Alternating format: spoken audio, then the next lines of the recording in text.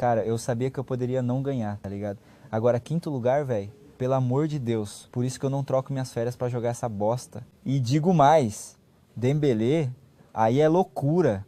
Um pereba do caralho desse, mano. Como que eu vou explicar pro meu filho que esse malucão tem bola de ouro e o Neymar não, parceiro?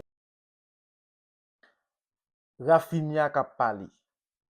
Rafinha di ke, a ki kouaj mwen pral rakonte pitit gasom ke Ousmane Dembélé remporte Ballon d'Or avan Neymar. E misi ale pi loin li di ke Neymar pa menm ap jwe nan un bon klub kom si pou ta espoir sa yo rele Ballon d'Or. Nan tout histoire football, Neymar son gros athlète. Et guys, sa mse di a gen pile verite. E la le pi loin li menm di ke se pou rezon ki fe li menm li pa koui jwe a gauche a droite nan nepot klub. Kote li a li bon. Se yon bel deklarasyon.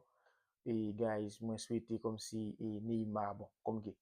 Par contre, ça a tombé pour Neymar, par contre, dans qui club Neymar va jouer parce que Neymar totalement là, était dans finalement, on capable dire dans Santos. Et gan pile bruit qui voulait faire comprendre que Neymar pas dans balle, pas dans mondial. Mais on connaît physiquement tout Neymar pas OK. On va connaître qui ça cap venir.